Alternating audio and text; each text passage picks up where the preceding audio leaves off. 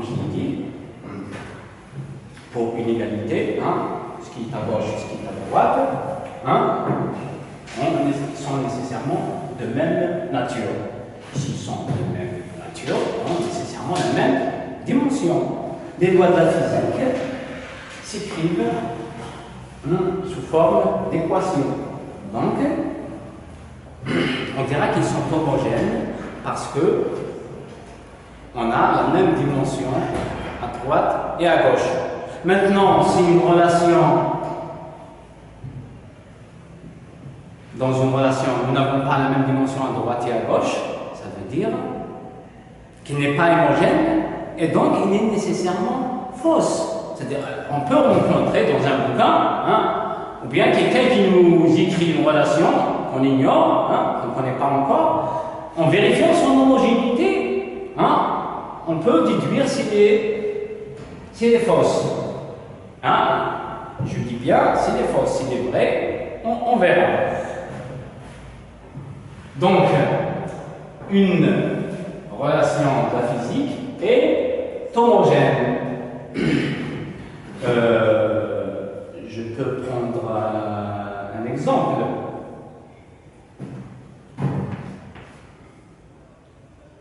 T, la période d'un pendule simple, est égal à 2π racine de pendule simple. Qu'est-ce qu'il y a dans un pendule simple? Il y a un fil,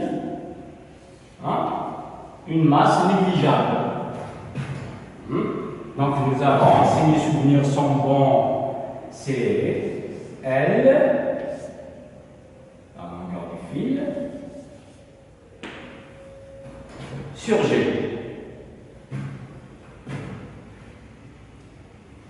Là, nous avons une racine.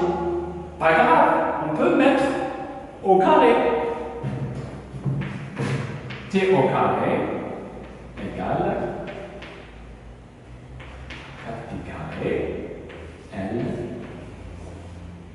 sur G. Ça, c'est équivalent à ça. Maintenant, vous allez voir que les lois de la physique sont homogènes. La dimension de T carré,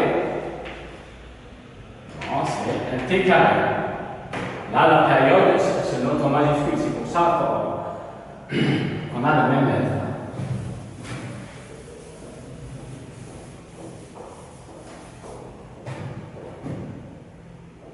Maintenant,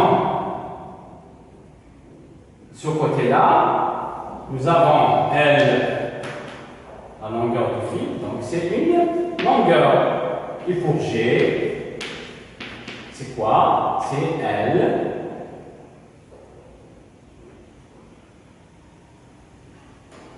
T moins 2. C'est une accélération.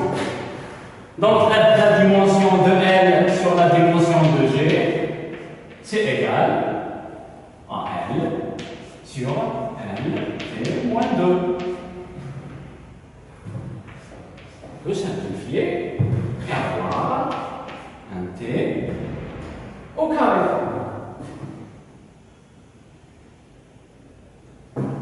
La dimension de T carré, c'est un rond au carré. La dimension de 4π carré, ça c'est un nombre réel. Pareil pour pi, leur carré aussi. Donc, leur dimension, c'est 1. Donc, pour L sur G, nous avons le carré d'un temps comme dimension. Et vous voyez que on a la même dimension à droite et à gauche. Lorsqu'on a la même dimension à droite et à gauche de l'égalité, on dira que cette relation est homogène. Les relations de la physique, ou bien les relations qui expriment les lois de la physique, sont homogènes. D'accord? Donc si une relation n'est pas homogène, donc elle est fausse. Ça ne peut pas correspondre à une loi de la physique. Elle est nécessairement fausse. Maintenant, si une relation est homogène, elle est juste homogène, mais je ne peux pas dire que ça correspond à une loi de la physique. Je peux bricoler une relation homogène mais qui ne correspond à rien dans les phénomènes physiques. D'accord? Donc, une relation non homogène, elle est fausse. Une relation homogène, pas nécessairement vraie. Lorsque je dis vrai, cette personne elle ne correspond pas nécessairement à une loi de la physique. D'accord? Très bien. Maintenant, il y a un autre type de grandeur qui peuvent être sans dimension. Un exemple. La mesure d'un angle blanc. Un angle, et bon, c'est ce que c'est. Et nous avons sa mesure alpha. Maintenant, pour connaître la dimension de cette mesure d'angle-là, je dois écrire une relation qui l'exprime. Donc, je ne vais pas me compliquer l'existence, je prendrai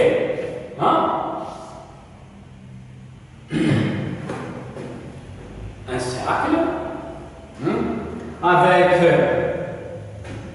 un angle qui intercepte un arc de ce cercle-là, de longueur L. Là, nous avons le rayon de ce cercle-là, et puis nous avons la mesure de cet angle-là. On exprime en radian. Radian, c'est l'unité de la mesure d'angle, et on arrivera à cette histoire d'unité de mesure après avoir fini avec ces dimensions-là. Regardez. Maintenant, la longueur de cet arc-là, je suppose que vous savez que sa longueur est égale au rayon multiplié par alpha. Alpha, c'est la mesure de l'angle, ce n'est pas l'angle. L'angle, c'est tout ça. Et sa mesure nous donne une quantité. Une quantité suivant une certaine unité. Donc, alpha, c'est égal à quoi? Alpha, c'est égal à la longueur de l'arc qui divise le rayon de ce cercle-là. Donc, la dimension, la mesure d'angle, c'est égal à la dimension de L sur la dimension du rayon. La longueur de l'arc, comme je viens de le dire, c'est une longueur. Et le rayon du cercle, c'est aussi une longueur. Et nous trouvons c'est égal à l'unité. Donc il y a des grandeurs physiques qui sont sans dimension, ou bien adimensionnelles.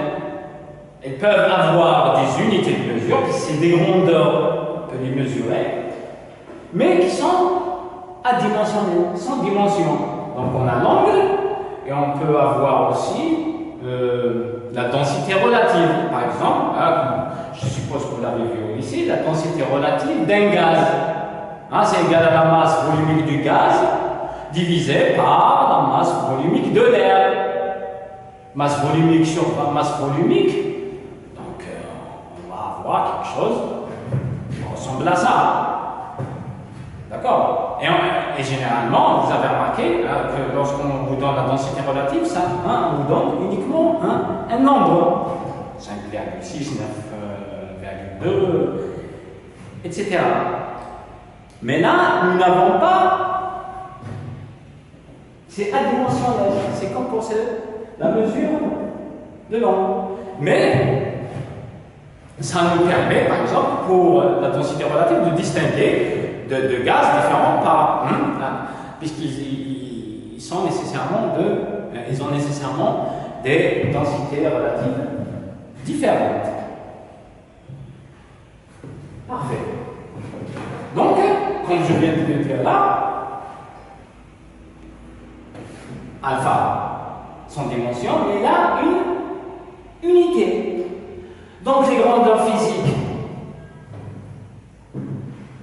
ont des dimensions qui nous permettent de connaître leur nature, hein, et ces dimensions-là nous permettent d'établir des relations entre une grandeur et une autre. Et c'est le lien de parenté, disons, entre elles. D'accord? Maintenant, comme ils sont des grandeurs, donc, ils sont quantifiables, donc il nous faut ce qu'on appelle des unités. Et les unités, ce sont des références pour chacune de ces grandeurs-là qui nous permettent de les quantifier à partir de mesures, bien sûr. Donc, pour les unités, pour les grandeurs fondamentales de mécanique, par exemple, là, donc, nous avons la longueur en termes de dimension, masse et temps. Hein? Ces unités-là, on va les appeler aussi unités fondamentales. Donc, et les autres unités, les autres grandeurs qui dérivent des grandeurs fondamentales, on les appellera unités dérivées. D'accord? Maintenant, pour le système d'unités, aujourd'hui, il y a un système international d'unités, c'est-à-dire pratiquement tout le monde sur Terre, hein, et c'est entendu sur ces unités de mesure. Bon, ces unités de mesure-là, elles sont communes entre la communauté scientifique, c'est-à-dire les savants, c'est-à-dire si quelqu'un fait de la physique au Brésil, ou au Japon, ou en Afrique du Sud, hein, pour s'entendre, pour qu'il n'y ait pas d'embrouille, donc il doit nécessairement avoir les mêmes unités. Il ne va pas, hein, on ne va pas embêter l'autre en lui donnant des conversions à faire. D'accord? Mais ça, c'est récent. Mais avant qu'on établisse ça, il y avait des systèmes d'unités différents suivant les pays. Et même maintenant, dans notre vie courante, on peut utiliser des unités de mesure qui ne font pas partie de ce système international des unités. Nous-mêmes, même disons dans les pays anglo-saxons par exemple, dans leur vie courante, ils utilisent leurs unités. Mais leurs scientifiques sont obligés, pour se faire comprendre par les autres, d'utiliser les unités du système international. Le système international, là, c'est un système qui a évolué à partir d'un système qui s'appelle MKS. Pourquoi MKS? Une unité qui correspond à la longueur, c'est le mètre, kilogramme pour la masse, et seconde pour le temps. D'accord? Maintenant, si on rajoute les grandeurs électriques, je dirais qu'il y a A. A, c'est pour ampère, qui correspond à l'intensité du courant. Si vous vous rappelez, au début du cours, j'avais écrit longueur, masse, temps, et puis pour les grandeurs électriques, il y a l'intensité du courant. Donc là, c'est ampère. Mais si on parle uniquement des grandeurs qui relèvent de la mécanique, c'est-à-dire cinétique et dynamique, donc mètre, kilogramme, seconde. Maintenant, je commence par le mètre. Le mètre, c'est une unité qui a été inventée, créée, il y a environ. Elle a été créée juste après la Révolution française. C'est un nouveau système de mesure qui est. Les gens qui ont gouverné la France après avoir exécuté derrière la France, donc ils ont essayé de tout refonder, donc ils ont essayé de tout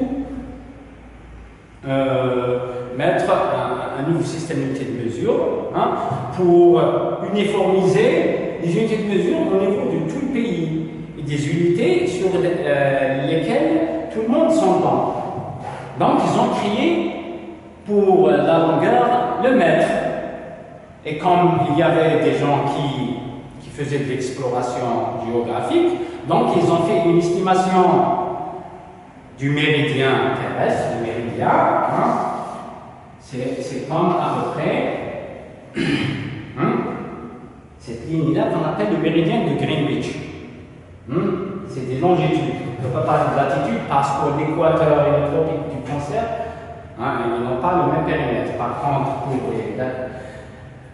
les longitudes, c'est la même. Le méridien de Greenwich, donc il mesure environ, la même savant, il mesure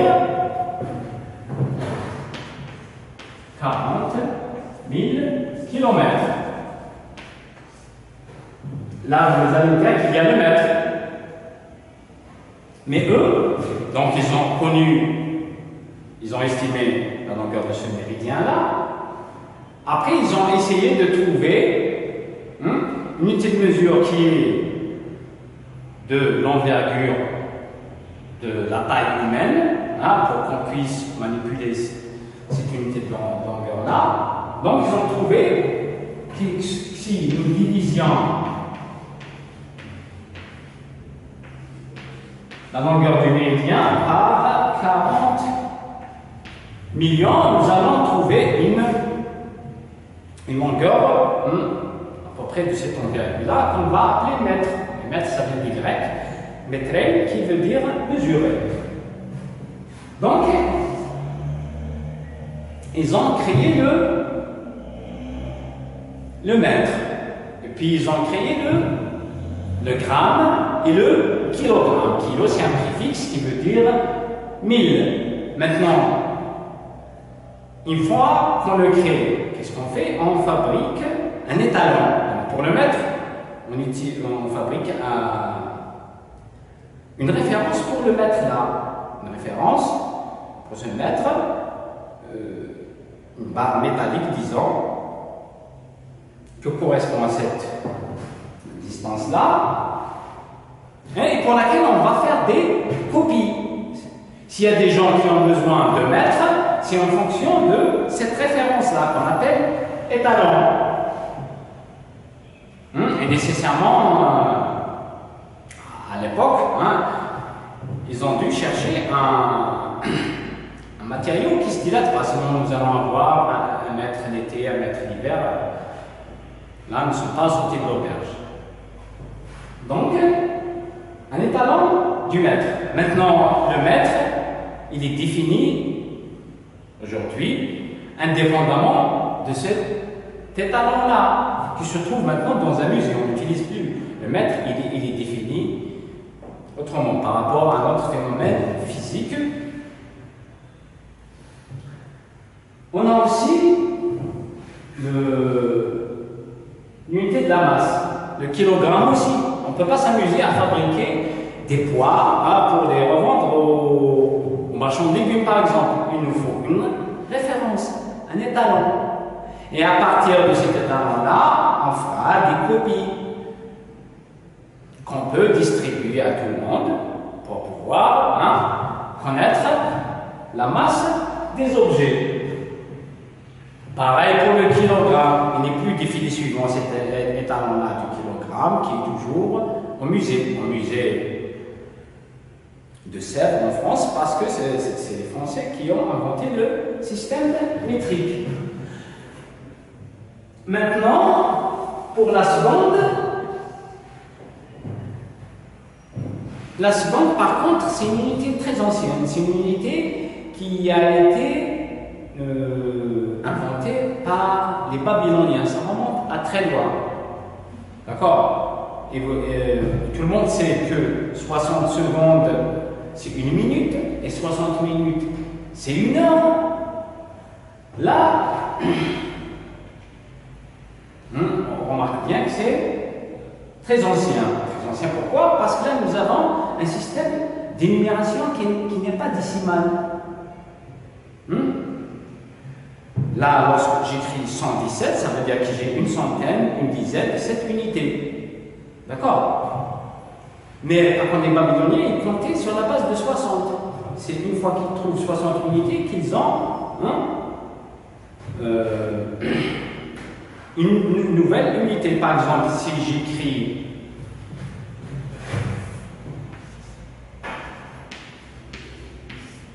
une heure 30, là, vous ne comptez plus un système décimal, mais système hexadécimal sur la base de 60. Vous allez la lire 1h30. 1h30, parce que 30 c'est la moitié de 60. 1h30. Lorsque j'écris 1,5, comme ça, je suis dans le système décimal. Je dis 1,5 par 5, c'est la moitié de 10. Lorsque je vois 30, je dis 1h30 parce que c'est sur la base de 60. Donc je dis que l'unité de temps, elle est très ancienne. Il n'a pas été inventé en même temps que le mètre et le kilogramme.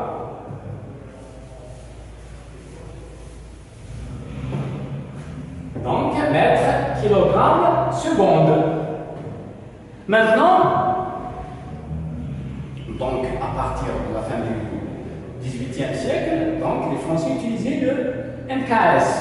Mais en Europe, il y avait des savants qui préféraient utiliser un système voisin. Au lieu d'utiliser le mètre, ils utilisent un unité divisionnaire du mètre. Ils utilisaient le centimètre.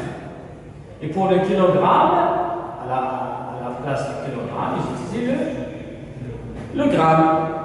Et pour la seconde, comme je viens de le dire, comme elle est très très ancienne, et son calcul se base sur un système à base de 60, donc ils l'ont gardé.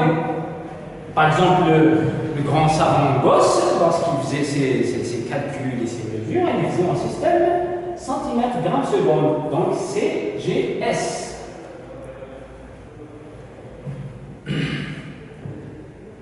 Les anglo-saxons, ils avaient leur système foot, pound, mais toujours second. D'accord? Donc jusqu'à la fin des années 50, pratiquement chacun utilisait les unités qui lui convenaient.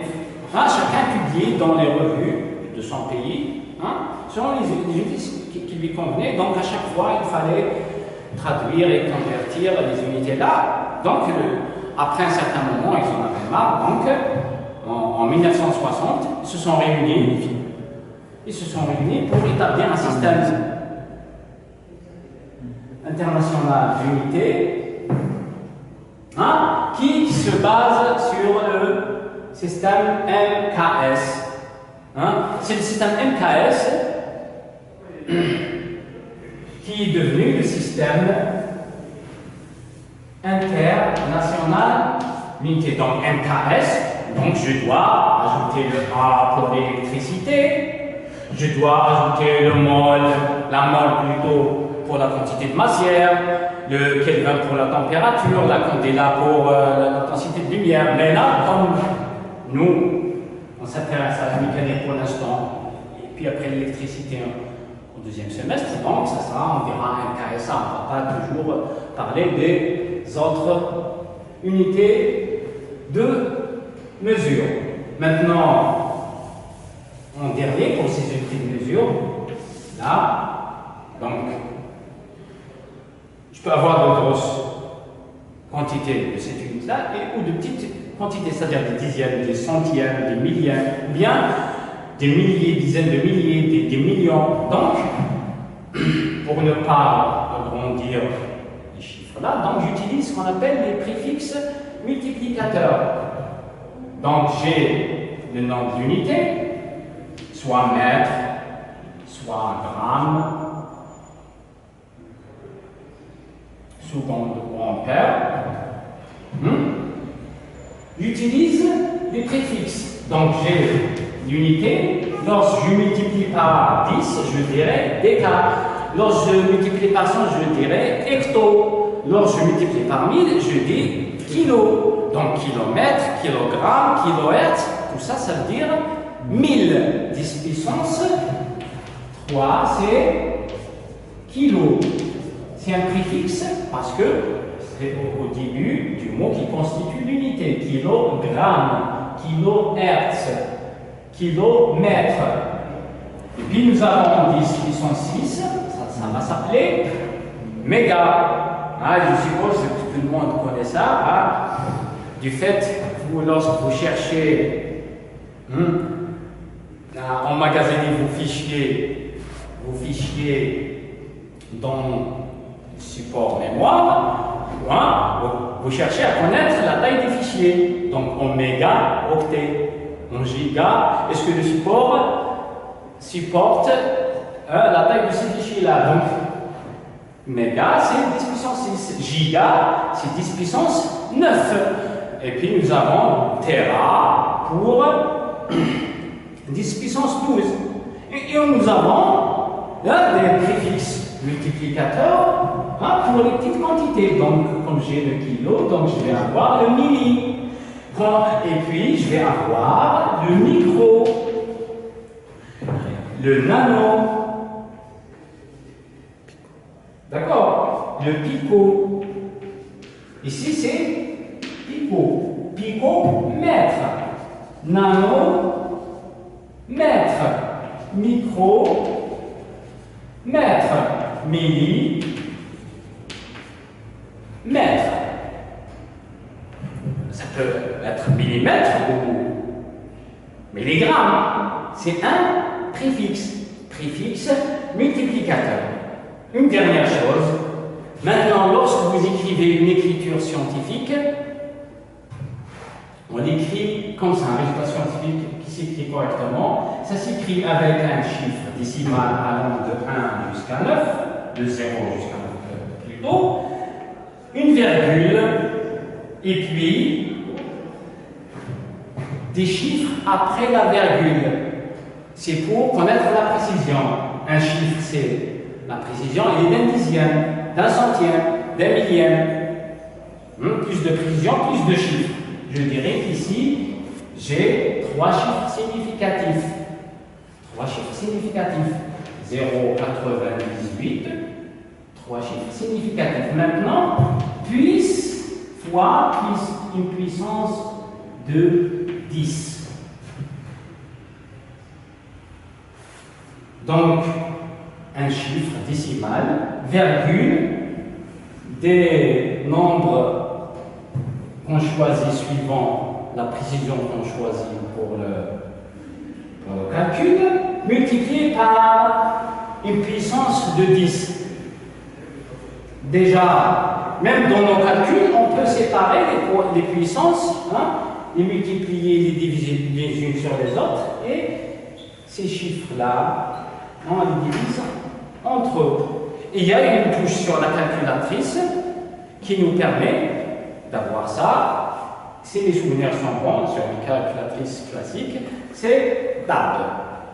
Vous appuyez dessus, ça vous donne l'écriture scientifique. Merci pour votre attention et au prochain cours.